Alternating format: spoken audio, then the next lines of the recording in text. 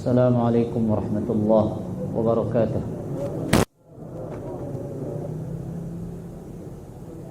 Innal hamdalillah nahmaduhu wa nasta'inuhu wa nastaghfiruh wa na'udzu billahi min shururi anfusina wa min sayyiati a'malina.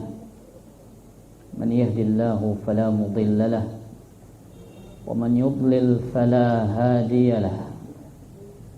Asyhadu an la ilaha illallah wahdahu la syarika lah wa asyhadu anna Muhammadan abduhu wa rasuluh. Salawatullahi wa salamuhu wa barakatuhu alaihi. Ya ayyuhalladzina amanu taqullaha haqqa tuqatih wa la tamutunna illa wa antum muslimun. يا أيها الناس اتقوا ربكم الذي خلقكم من نفس واحدة وخلق منها زوجها وبث منهما رجالا كثيرا ونساء واتقوا الله الذي تساءلون به والأرحام إن الله كان عليكم رقيبا يا أيها الذين آمنوا اتقوا الله وقولوا قولا سديدا يصلح لكم أعمالكم ويغفر لكم ذنوبكم ومن يطع الله ورسوله فقد فاز فوزا عظيما. أما بعد فإن أصدق الحديث كتاب الله وخير الهدى هدى محمد صلى الله عليه وسلم وشر الأمور محدثاتها وكل محدثة بدعة وكل بدعة ضلالة wa kulla dhalalatin finnar.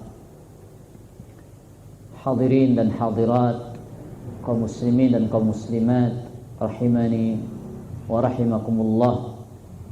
Tiada kata yang pantas untuk kita ucapkan pada kesempatan sore hari yang diberkahi ini daripada ucapan sanjungan dan pujian kepada Allah Subhanahu wa taala.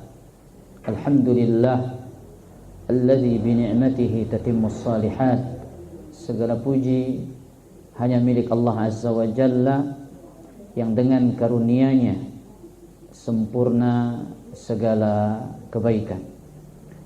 Pada kesempatan sore hari yang mulia ini Allah mengumpulkan kita dalam rangka kita tajdidul iman, memperbaharui iman kita kepada Allah Azza wa Jalla.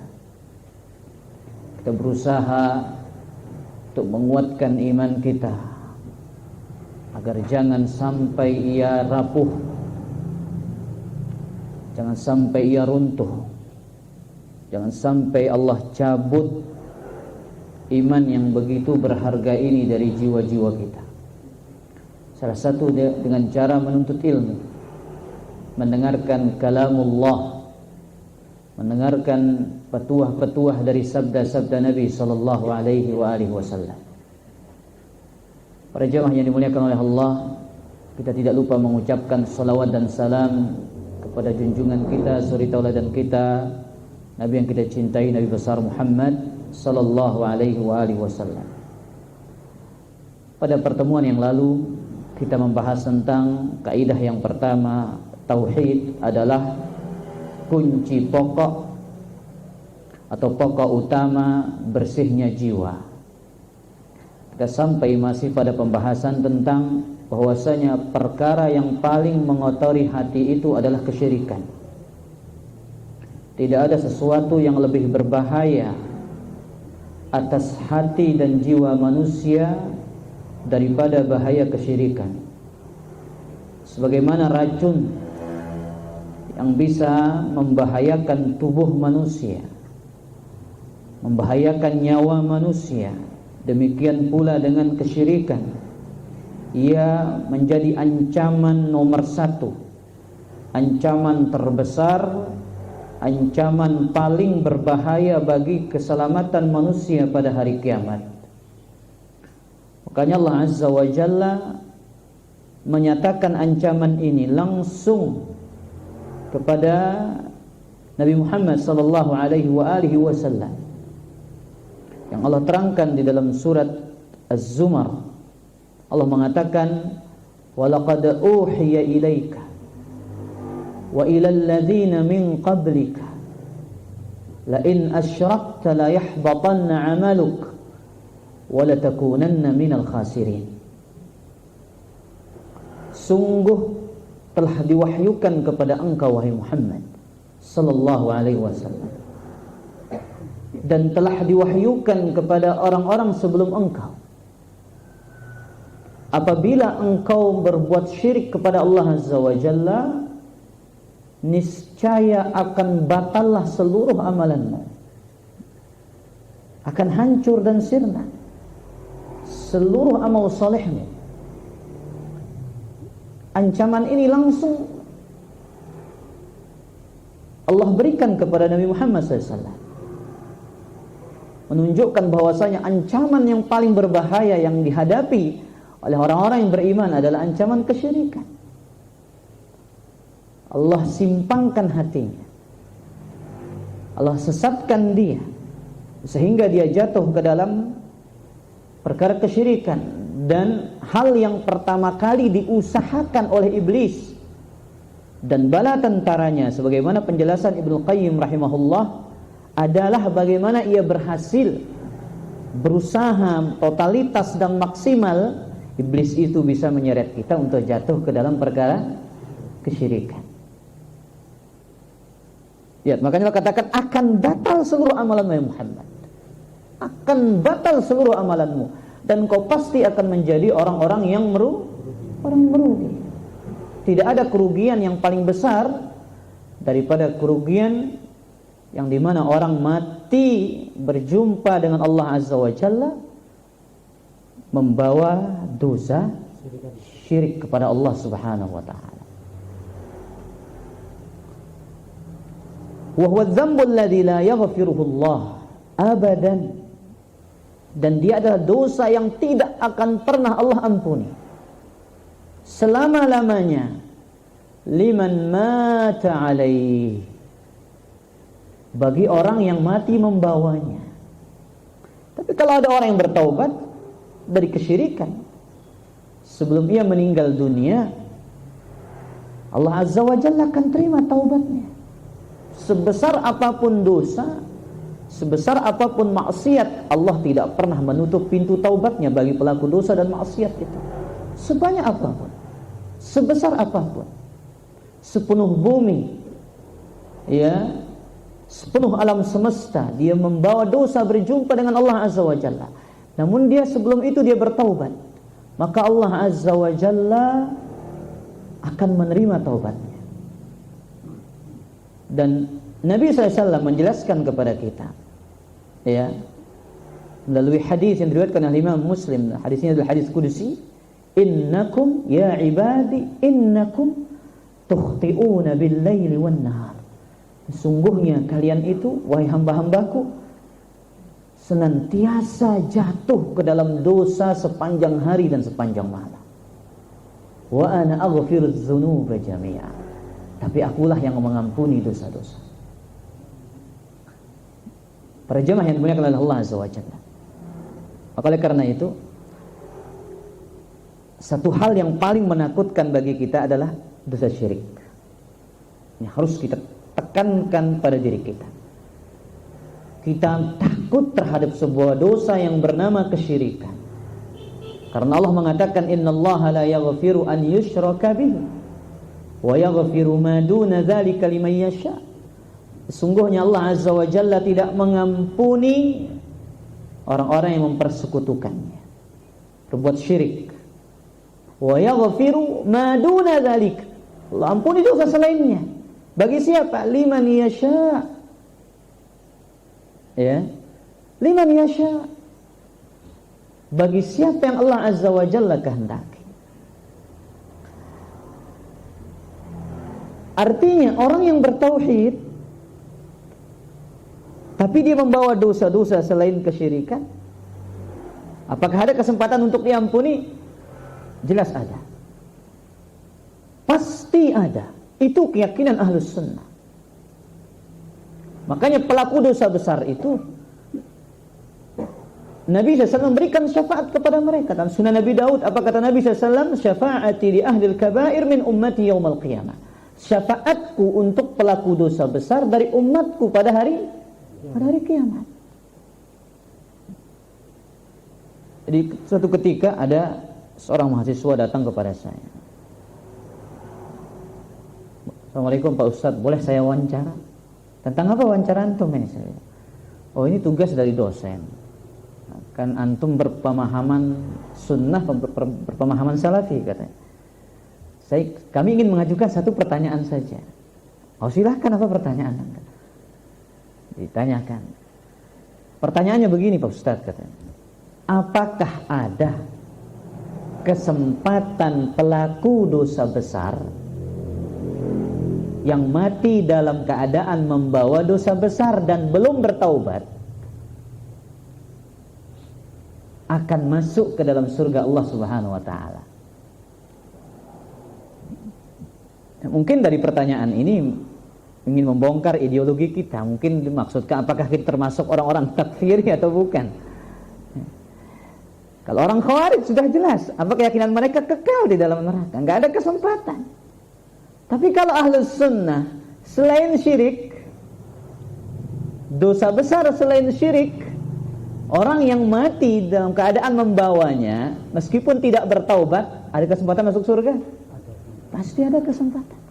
Itu keyakinannya Ahlus Sunnah. Saya jelaskan. Ya. Seorang pelaku dosa besar mati dalam keadaan membawa dosa besarnya, tidak bertaubat kepada Allah, dia punya kesempatan untuk masuk ke dalam surga. Karena Nabi SAW memberikan syafaat untuk siapa? Pelaku dosa besarnya. Dan syafaat Nabi SAW itu entah dengan dia langsung masuk ke dalam surga tanpa mampir ke dalam neraka dulu, sebagaimana penjelasan para ulama, ataukah dia mampir dulu ke dalam neraka baru dikeluarkan dari dalam neraka kemudian dimasukkan ke dalam surga. Baik. Para jemaah yang dimuliakan oleh Allah Azza wa Jalla, maka sepantas itulah Khalilur Rahman. Siapa Khalilur Rahman? Nabi Ibrahim, yang disebut dengan Imamul Hunafa, imamnya orang-orang yang bertauhid, Abul Anbiya, bapaknya para nabi. Allah sebutkan dalam surat Ibrahim doa yang diabadikan oleh Allah di dalam Al-Quran tentang ketakutan yang dahsyat ini, ketakutan akan kesyirikan. Wajnubni wa baniya an na'budal asnam. Wahai Rabbku, jauhkanlah aku beserta anak keturunanku dari beribadah kepada berhala. Kata salah seorang tabi'in, Muhammad ibn Ibrahim At-Taymi, mengomentari ayat ini, beliau mengatakan, man ya'manul bala' ba'da Ibrahim alaihi salam. Siapakah yang pantas merasa aman? Siapa merasa pantas dirinya merasa aman dari fitnah kesyirikan, dari ujian kesyirikan, setelah rasa takut dahsyat yang dirasakan oleh Nabi Ibrahim alaihi salatu wassalam. Ke kita yang hidup di zaman ini, ikhwatal iman, dengan berbagai macam warna-warni syubhat. Kita ini di zaman ini antara dua ombak fitnah, dua badai fitnah, badai syahwat atau badai syubhat. Kita tidak akan tahu dari mana yang kita akan dijatuhkan oleh ombak itu. Apakah kita akan tumbang dengan badai syahwat, ataukah sebaliknya akan tumbang dengan fitnah syubhat. Nas'alullah as-salamu wal-afiyah. Kita mohon kepada Allah Azza wa Jalla keselamatan dan ya dijauhkan dari fitnah syubhat dan fitnah syahwat. Kemudian wa harramallahu azza wa jalla al-jannata ala kulli man asyraka ma'ahu ghairuh. Kama qala ta'ala innahu man yushrik billah faqad harramallahu alaihi al-jannata wa ma'wahu an-nar wa ma lidh-dhalimin min ansar. Dan Allah mengharamkan surga atas setiap orang yang berbuat syirik.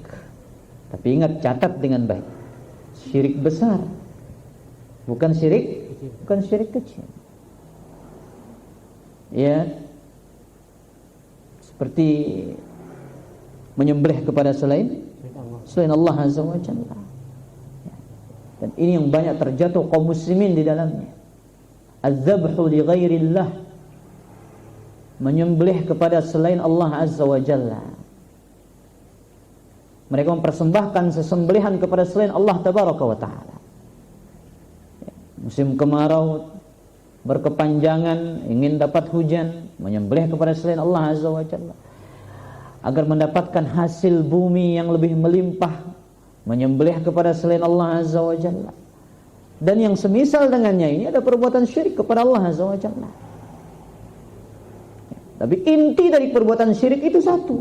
Apa intinya?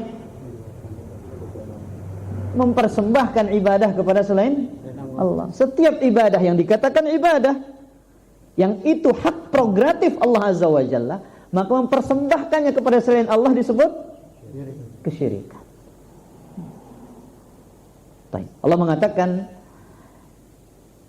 innahu man yusyrik billah, sungguhnya barang siapa yang berbuat syirik kepada Allah, Allah haramkan baginya surga. Yang menyatakan Allah, yang memiliki surga dan neraka, Allah yang mengharamkan. Wa ma'wahun nar, dan tempat kembalinya adalah neraka. Wa ma lidh-dhalimin min ansar, dan tidak ada penolong bagi orang-orang yang telah berlaku kezaliman.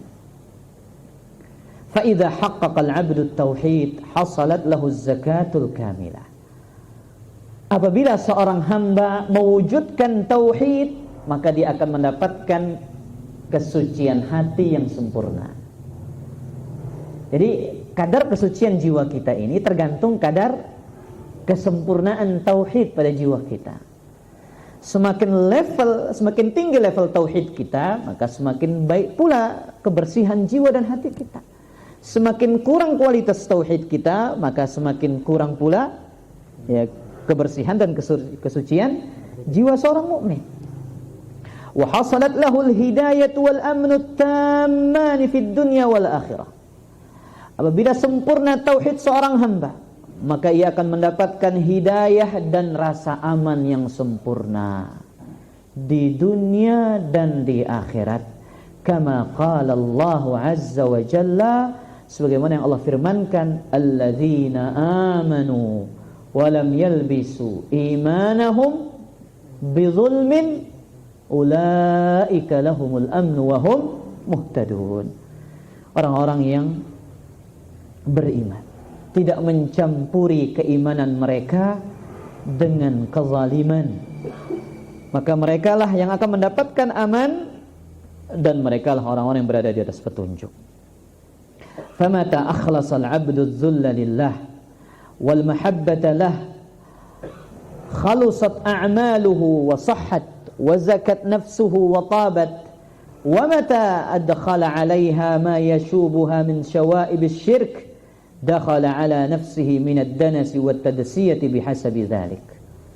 Kemudian kita simak apa yang dikatakan oleh Syekh Abdul Razak.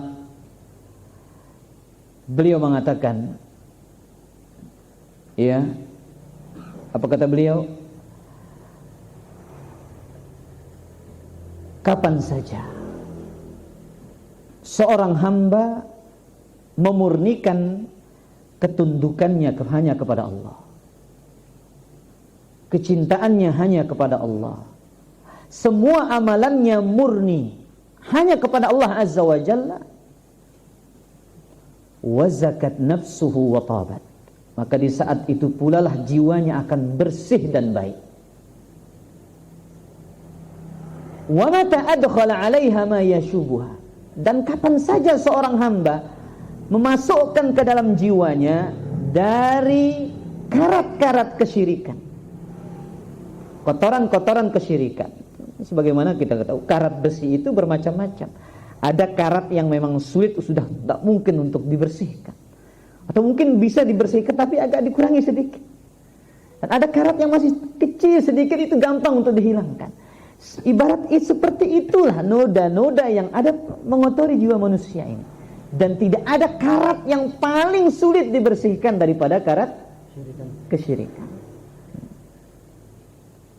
Semakin besar karat itu, maka semakin besar kotoran yang akan mengotori jiwa manusia. Dan tidak ada yang paling besar dari mengotori jiwa manusia ini daripada karat dan kotoran yang bernama kesyirikan kepada Allah Subhanahu wa ta'ala. Makanya ikhwatal iman azani Allah wa iyyakum, kita pagi hari, sore hari, kita ini selalu dikaitkan, diingatkan tentang tauhid. Coba, zikir pagi dan petang itu kebanyakan isinya tentang apa? Tentang tauhid. Contoh yang disebut dengan Sayyidul Istighfar. Bang Yos, apa nama Sayyidul Istighfar? Nah, kita tes ilmunya Bang Yos dulu ini. Sayyidul Istighfar. Atau bahasa kita itu ya, penghulunya istighfar. Penghulunya istighfar. Atau rajanya istighfar.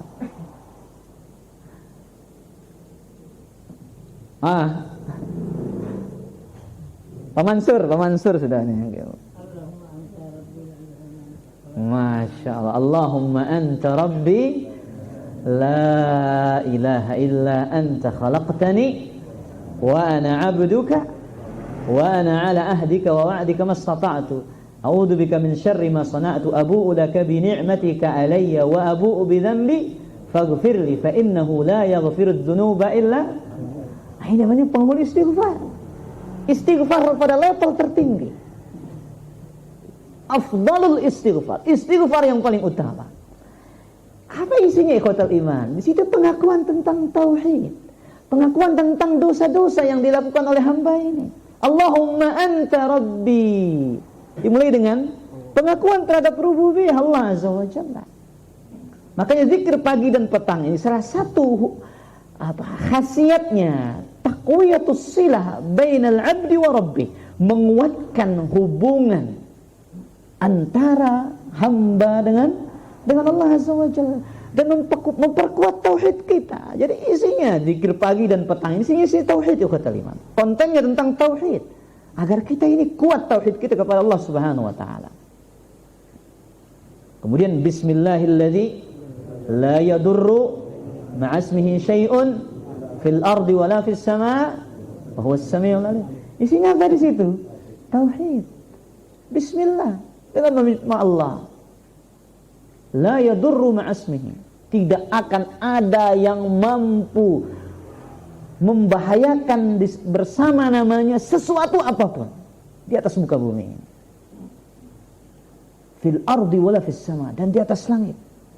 Wa huwas samiul alim, dan dialah Maha mendengar lagi Maha mengetahui. Dan zikir-zikir yang lainnya. Baik, kemudian kita lanjutkan. Kata Syekh, fala zakata lin nafsi illa bi tahqiqit tauhid. Maka tidak akan ada kebersihan jiwa kecuali dengan mewujudkan tauhid. Wa ifradillahi azza wa jalla bil ibadah, dan mengesahkan Allah azza wa jalla dengan ibadah. Wa ikhlasil amali lahu, dan memurnikan amalan hanya kepada Allah subhanahu wa ta'ala. Kama qala ta'ala ala lillahi ad-dinil khalis. Ketahuilah, hanya milik Allah azza wa jalla agama yang murni. Wala zakata lin nafsi illa bi takhlisiha minasy-syirk. Tidak akan ada kebersihan jiwa kecuali dengan membersihkan jiwa itu dari kesyirikan, yang kecil sampai yang besar. Yang besar alhamdulillah kita selamat, tapi yang kecil belum tentu. Ada riya yang selalu mengintai, yang selalu menghantui. Ada sum'ah, ada ujub. Jadi ikhwatal iman, jadi di sini kita perlu menterapi diri kita. Salah satu terapi ujub itu, terapi riya itu, terapi sum'ah itu ada dalam sebuah ayat yang disebutkan oleh Syekh Abdul Razak. Ini tiap hari kita baca, iyyaka na'budu wa iyyaka nasta'in. Iyyaka na'budu wa iyyaka nasta'in. Itu terapi apa? Terapi riya. Iyyaka na'bud, hanya kepada Engkau kami beribadah. Terapi dari ujub, terapi dari sunnah.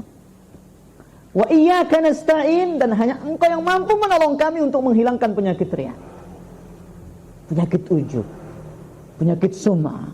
Hanya Allah yang mampu. Maka di situ ada terapinya, ikhwatal iman. Maka kita ingat, iyyaka na'bud wa iyyaka nasta'in. Kita bisa baca dia poin itu dalam kitab beliau Min Hidayat, ya, surat Al-Fatihah. Sebutkan di situ. Baik. Wa takhlisiha min kulli ma yunaqidu at-tauhid wa yud'ifuhu, dan membersihkan jiwa dari segala yang bisa membatalkan tauhid dan melemahkan tauhid kita. Ya, terkadang tauhid yang ada dalam hati kita ini mulai melemah, mulai rapuh. Kenapa? Itu kaitannya dengan iman. Sebagaimana kata Nabi sallallahu alaihi wasallam, sesungguhnya iman itu akan rapuh sebagaimana lusuhnya pakaian salah seorang di antara kalian. Fas'alullaha an yujaddidu imanakum. Mintalah kepada Allah agar Allah memperbaharui iman kita. Ya Allah, tauhid hamba-Mu ini lagi lemah.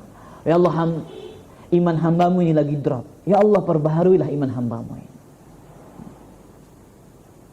Kalau kita mulai merasa iman itu mulai lemah, rapuh, mulai kendor, baca Al-Quran, renungkan makna-maknanya, hadir di majelis ilmu, dengar ayat-ayat Allah Azza wa Jalla diajarkan, dengar sabda-sabda Nabi SAW diperdengarkan, dijelaskan maknanya, sehingga dengan itu kembali iman kita bertambah. Makanya kata Abdullah bin Mas'ud, Umar Al-Khattab dan yang lainnya, ta'alau, marilah sejenak, nujaddidu imanana, kita perbaharui iman kita sejenak.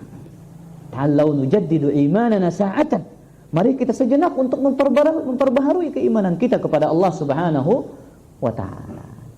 Baik. Kemudian al-qaidatus tsaniyah, kaidah yang kedua dari kaidah mensucikan jiwa.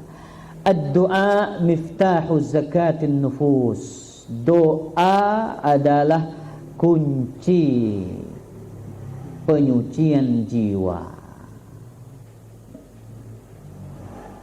Doa adalah kunci penyucian jiwa. Saya kira tidak ada yang tidak tahu tentang doa di sini. Untuk mengetahui doa, mari kita simak sabda Nabi sallallahu alaihi wasallam yang diriwayatkan oleh Imam Tirmidzi dan Imam Ibnu Majah, dihasankan oleh Imam Al-Albani rahimahullah. Kata Nabi sallallahu alaihi wasallam, laisa syai'un akrama 'ala Allah min ad-du'a. Tidak ada sesuatu yang lebih mulia di sisi Allah Subhanahu wa ta'ala daripada berdoa. Tidak ada sesuatu yang paling mulia di sisi Allah Azza wa Jalla daripada berdoa. Kenapa ikhwatal iman? Kenapa doa adalah sesuatu yang paling mulia? Syekh Abdul Razak menukilkan sebuah ucapan dari kitab Mirqatul Mafatih Syarah Mishkatul Masabih. Beliau mengatakan, "Fad-du'a min afdalil ibadati 'inda Allah." Doa itu merupakan di antara ibadah yang paling utama. Kenapa? Lianna fihi izharan lil ajzi wal iftiqar. Satu, karena di situ seorang hamba menampakkan kelemahan dan butuhnya kepada Allah.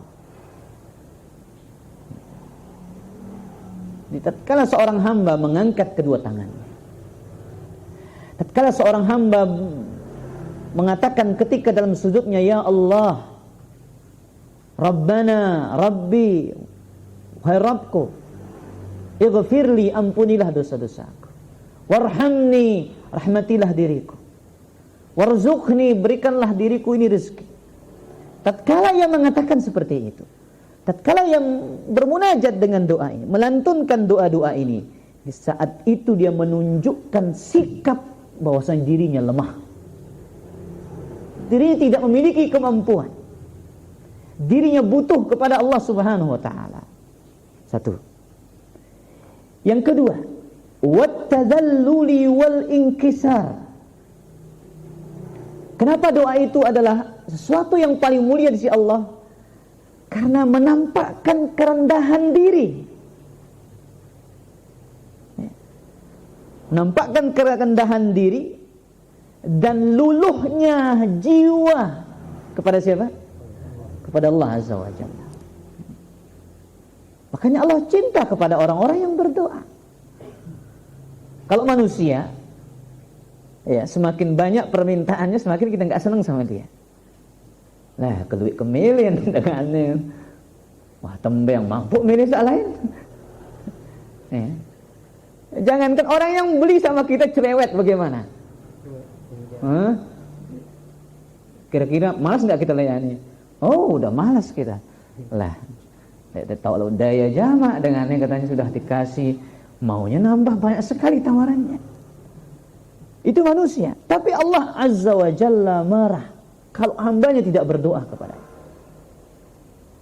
Bahkan Allah itu senang kepada hambanya yang merengek dalam berdoa.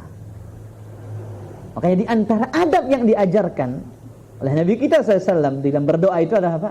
Al-ilhah, meminta dengan rengekan, kayak anak kecil yang merengek meminta sesuatu kepada orang tuanya. Lihat pada perang Badar, Nabi SAW dari Isya sampai sholat subuh terus meminta kepada Allah Azza wa Jalla, merengek kepada Rabbul Alamin Tabaraka wa Ta'ala. Kemudian alasan yang keberapa? Yang ketiga, wal-i'tiraf bi quwwatillahi azza wa jalla wa qudratihi wa ghinahu wa ighnaihi wa kibriyaihi. Dan di dalam doa itu terdapat pengakuan dari seorang hamba atas kekuatan Allah, kemaha kekuasaannya, pengakuan terhadap kekayaan Allah, dan mampunya Allah memberikan kekayaan kepada makhluknya.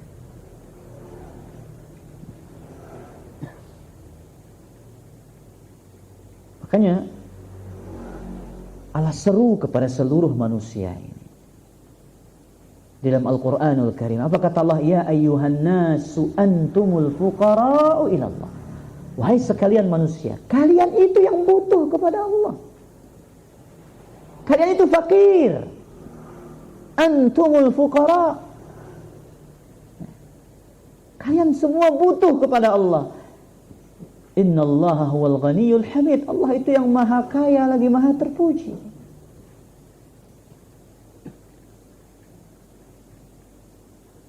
Baik. Kemudian sebab yang keempat, wajabri kasri khawatiri a'daihi fadlan an fudalai ahbabihi wa awliyaihi. Sebab yang keempat, karena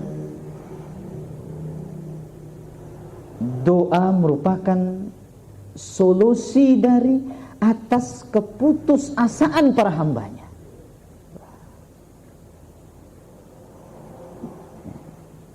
Bahkan dari musuh-musuh Allah. Jadi terkadang memang doa ini menjadi solusi atas keputusasaan seorang hamba. Antum ingat kisah Ikrimah pada Fathu Makkah itu? beliau lari dari Mekah, tidak mau berjumpa dengan Nabi SAW. Lari ke Habasyah. Nah, ada perahu diombang-ambingkan perahunya. Semua orang-orang musyrik itu ikhwatal iman. Dan kita tahu orang-orang musyrik itu kalau di saat sulit itu mereka ikhlas berdoa kepada Allah. Tapi di saat lapang mereka berdoanya kepada berhalanya. Nah, itu hebatnya. Fa idza raqibu fil fulki da'awallaha mukhlishina lahuddin. Mereka semua berdoa, ya Allah selamatkanlah kami. Disitulah Ikrimah Allah bukakan akal dan logikanya. Apa katanya? Jikalau tidak akan ada yang mampu memberikan manfaat di atas lautan, demikian pula di atas daratan tak akan ada yang mampu memberikan manfaat di sana kecuali siapa? Kecuali Allah Azza wa Jalla. Jikalau aku masih punya kesempatan untuk hidup, aku akan letakkan kedua tanganku untuk berbaiat kepada Nabi Muhammad SAW. Allah selamatkan dia kembali, kemudian berjumpa dengan Nabi sesuai membaiat keislamannya. Lihat, apalagi kekasih Allah Azza wa Jalla, apalagi orang-orang beriman. Jadi khotel iman, doa ini usaha atau bukan?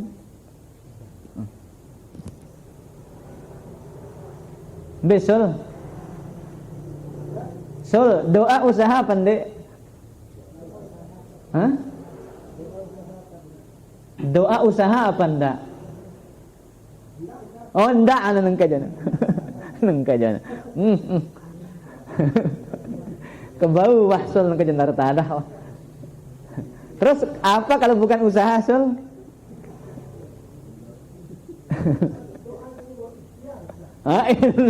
Doa adalah ikhtiar, nah. Ya, ikhtiar usaha selain 5 likur, Sul. Ya. Jadi ikhwatal iman azan ya Allah wa iyyakum. Jadi terkadang doa ini ya, seringkali kita jadikan solusi terakhir. Padahal sejatinya adalah solusi pertama. Banyak sesuatu yang tidak sanggup diwujudkan oleh ikhtiar yang maksimal dan usaha yang totalitas, tapi sanggup untuk dilakukan oleh doa. Makanya kata Imam Syafi'i, atahza'u bid-du'a'i wa tazdarih wa ma tadri bima sana'ad du'a. Apakah kau mengentengkan dan meremehkan urusan doa,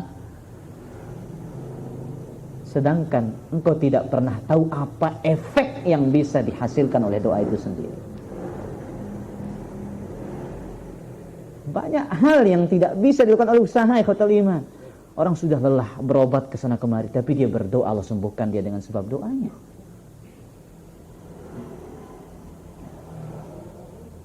Makanya dia seharusnya usaha yang pertama, bukan usaha yang terakhir. Boleh coba doa mudi katanya. Jadi berdoa dulu, Sul. Ya, doa dulu, baru melangkah ikhtiar. Buktinya antum ketika keluar rumah suruh doa apa enggak? Doa dulu. Iya. Bukan usaha dulu. Bismillahirrahmanirrahim. Allah wala haula wala. Lihat. Selesai salat subuh, Allahumma inni as'aluka ilman wa rizqan wa amalan mutaqabbal. Doa dulu. Ya. Jadi jangan bersandar kepada usaha dulu baru berdoa, enggak, doa dulu baru berusaha. Itu prinsip konsep yang harus sekarang kita rubah deh ini. Ya. Baik. Kemudian kita lanjut. Apa kata Syekh Abdul Razzaq, walahu atharun azimun fi fathi abwabil khair, kama qala Syekhul Islam fi wasiyatihi li Abil Qasim Al-Maghribi. Dan doa itu memiliki pengaruh yang sangat besar dalam membuka pintu-pintu kebaikan, sebagaimana yang diucapkan oleh Syekhul Islam Ibnu Taimiyah kepada Abul Qasim Al-Maghribi, ad-du'a miftahu kulli khair. Pegang konsep ini. Doa adalah kunci dari segala kebaikan. Ya. Doa adalah kunci dari segala kebaikan. Kebaikan apa yang kita inginkan? yang kita anggap usaha kita mungkin sulit untuk mendapatkannya, ketuk dia dengan doa. Kejar dia melalui, bahasa kerennya, jalur langit katanya. Bahasanya generasi Z ini ya. Apa katanya? Jalur langit ya. Berdoa kepada Allah Azza wa Jalla, apapun kebaikan yang kita inginkan. Dahulu para salaf ikhwatal iman, hal yang remeh mereka minta. Bahkan lihat sebuah asar disebutkan oleh Imam Al-Albani dalam kitabnya Silsilatul Ahadits Ad-Dha'ifah, ini dari Aisyah radhiyallahu taala anha. Asar ini jayyid, mauquf kepada Ummul Mukminin. Apa kata beliau? Salullaha kulli syai' hatta syis'. Mintalah kepada Allah segala sesuatu, bahkan tali sandal sekalipun. Salullaha kulla syai'in hatta syis'. Mintalah kepada Allah segala sesuatu meskipun hanya sekedar tali sandal. Bang Zaki kira-kira pernah mohon ya Allah kasih meskipun tali sandal? Oh, nggak mungkin ngomong minta tali sandal yang besar, kita minta yang gede. Tapi ini ibaratnya apa? Menunjukkan iftikar, rasa butuh kita kepada Allah. Bukan dari sisi minta hal yang remeh-remehnya, enggak. Tapi artinya bagaimana kita menunjukkan rasa butuh kita kepada Allah Subhanahu wa taala. Itu yang ditekankan di sini ikhwatal iman. Nah, ini orang-orang bertauhid itu selalu segala halnya itu diserahkan kepada Allah Azza wa Jalla. Sekecil apapun, seremeh apapun, mereka mintanya kepada Rabbul Alamin tabaraka wa ta'ala. Bahkan Ibnu Rajab Al-Hambali rahimahullahu ta'ala, beliau mengatakan, wa kana ba'dus salaf yas'alullaha fi salatihi kulla hawaijih hatta milha ajinihi wa ulfa syatihi. Dahulu para salaf, sebagian para salaf meminta kepada Allah dalam salatnya segala sesuatu, segala hajatnya, bahkan sampai-sampai garam diminta. Kemudian juga yang diminta makanan hewan ternaknya. Kenapa ikhwatal iman? Menunjukkan tentang nilai dari ibadah doa itu. Laisa syai'un akramu 'ala Allah minad doa. Tidak ada sesuatu yang lebih mulia di sisi Allah daripada berdoa. Baik, kita lanjutkan sedikit. Fakullu khairin tarjuhu li nafsik wa turiduhu min khairatid dunya wal akhirah fadlubhu min Allah walja' ilaihi fi nailihi wa tahsilihi. Segala kebaikan yang kau harapkan untuk dirimu dari kebaikan dunia ataupun kebaikan akhirat, mintalah kepada Allah, kembalilah kepadanya untuk meraihnya dan mendapatkan. Nah, ingat konsep ini ikhwatal iman ya. Nanti kita akan bahas kaitannya dengan membersihkan jiwa ini. Tapi kita ini terlalu cepat bosan berdoa. Wah, setahun berdoa lagu untuk iman kenditan hasil ini. Udah lama saya berdoa tapi kok gak ada hasil. Udah sering saya berdoa dalam sujud saya tapi kok belum kelihatan apa yang saya harapkan. Jadi ikhwatal iman ya, kita lupa bahwasanya orang yang berdoa itu tidak pernah rugi. Orang yang berdoa itu tidak akan pernah rugi. Baik, demikian kajian kita pada kesempatan sore hari ini. Kita buka waktu ke 10 sampai 15 menit untuk tanya jawab. Silakan jika ada yang memiliki pertanyaan.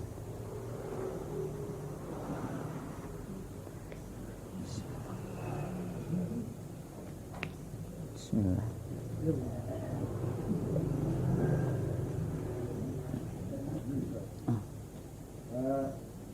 Dikatakan dalam sebuah hadis, dikatakan dalam sebuah hadis bahwa segala yang menimpa orang beriman seperti masa ketakutan, kemudian bahkan bumi yang menusuk dan menghapuskan dosa. Kemudian yang anak tanyakan, kriteria kecemasan yang mendapatkan keampunan Allah itu apakah semua kecemasan atau kecemasan tertentu? Karena saya merasakan sendiri selama satu hari ini, terus terang aja setiap saat kita berdoa. Nah itu yang, nah ketika saya terus saja anak merasa sangat tenang di dalam menghabiskan dia, tapi setelah pulang kadang-kadang ada rasa cemas macam yang kita tidak yang waktu muda itu tidak pernah mengalami seperti itu ya. Setelah pulang itu tiba-tiba dia datang, kita undang-undang datang dia. Ilah. Gimana? Apa yang masalah ini? Jazakumullah khairan. Pertanyaannya tentang seseorang yang ditimpa rasa cemas, rasa khawatir. Antum simak sabda Nabi SAW dalam hadis Bukhari. Hadis ini riwayat sahabat Abu Hurairah dan Abu Sa'id Al-Khudri. Kata Nabi SAW, "Ma yusibul muslim min nasabin wala wasabin wala hammin wala huznin wala adha wala ghammin hatta syaukati yushakuha illa kaffarallahu biha min khatayah." Tidaklah seorang muslim ditimpa satu penyakit. Satu. Kedua, rasa letih. Tiga, kekhawatiran. Empat, kesedihan. Gangguan. Kesusahan. Bahkan duri yang melukai kakinya, melainkan dengannya Allah akan menggugurkan dosa-dosanya. Apapun kekhawatiran itu, kecuali khawatir yang tidak diperbolehkan. Mana khawatir yang tidak diperbolehkan? Khawatir terhadap rezekinya, karena itu hal yang sudah dijamin, nggak boleh kita khawatir. Kita khawatir tentang keselamatan kita di akhirat, harus. Apakah kita orang yang selamat atau tidak? Ini harus kita takut, kita khawatir. Jadi kekhawatiran yang menimpa seorang mukmin itu salah satu sebab dengannya Allah Azza wa Jalla akan menggugurkan dosa-dosanya. Tapi nggak boleh berlebihan, terutama dalam perkara-perkara yang berkaitan dengan hal-hal yang sudah dijamin oleh Allah Azza wa Jalla. Kita lelah, antum pulang kerja lelah, sabar, dapat pahala. Ya. Kemudian antum sedih, ada hal sebuah ujian datang, antum sedih, antum sabar, pas ujian itu antum dapat pahala. Subhanallah. Ini nilai kehidupan orang-orang bertauhid itu. Tidak pernah terbebas dari ampunan dosa atau ganjaran pahala. Bahkan sedih kita diganjar oleh Allah Azza wa Jalla. Ya. Bukan berarti kita senang sedih, enggak. Aku senang bersedih katanya biar banyak dapat pahalanya. Tapi kita berharap dengan rasa sedih yang menimpa kita, rasa khawatir, penyakit, letih, dan yang lainnya itu menjadi sebab Allah Azza wa Jalla menggugurkan dosa-dosa kita. Maka dalam satu hadis apa kata Nabi SAW? La yazalul bala'u bil mu'min. Senantiasa ujian itu menjadi bagian kehidupan seorang mukmin. Hatta yalqallahu wa ma alaihi min khati'ah. Sehingga dia berjumpa dengan Allah tidak membawa dosa sedikit pun. Kenapa? Sudah terlalu banyak ujiannya di dunia, sudah terlalu banyak cobaannya di dunia, sehingga dia berjumpa dengan Allah tanpa membawa dosa. Wallahu ta'ala a'lam wa a'lam. Hah? La ilaha illallah. Baik, ini pertanyaannya bagus ini pertanyaan. Bolehkah kita minta kepada Allah agar diuji terus-terusan katanya? Kalau ini agak lain ini katanya. Jadi ikhwatal iman, dahulu para salaf itu khawatir kalau nggak ada ujian. Ya. Minta diuji jangan. Karena belum tentu antum sanggup di atas ujian itu. Itu poin pertama. Semua kita ini sanggup di atas ujian. Tapi kita minta kesabaran. Ya Allah, apabila aku ditimpa oleh ujian yang datang darimu, maka berikanlah aku kesabaran. Tapi minta diuji Allah karena luwe ujian ini. Perbanyak ujian ini enggak boleh. Kenapa ya ikhwatal iman? Belum tentu antum sanggup menghadapi ujian itu. Jadi, mana yang Allah takdirkan udah sabar, terima, ridha. Karena Allah tidak akan mungkin memberikan kita lebih dari kapasitas yang kita miliki. Ya, tapi kalau minta jangan. Nah, wallahu taala ala wa ala.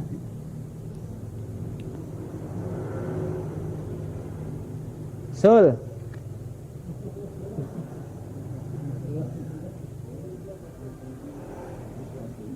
Apa katanya Bang Ijing? Kosong katanya.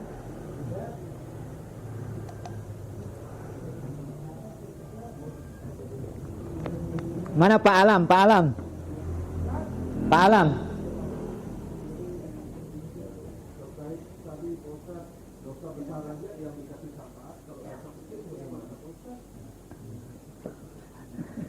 Terkait dosa kecil. Ya, dosa besar saja dikasih, apalagi dosa kecil. Iya. Jelas Pak Alam? Iya. Kata tentu dosa besar saja dikasih, apalagi dosa kecil. Karena dosa kecil itu pengampunnya banyak. Wudu mengampuni dosa kecil. Salaman, berjabat tangan mengampuni dosa-dosa kecil, menggugurkan dosa-dosa kecil. Yang tadi juga kita ditimpa ujian, sabar, menggugurkan dosa-dosa kecil. Salat 5 waktu menggugurkan dosa-dosa kecil. Banyak amalan-amalan yang menggugurkan dosa-dosa kecil. Jelas Pak Alan? Nah, wallahu ta'ala ala wa ala. Kasih dia mic dulu biar jelas usul ini.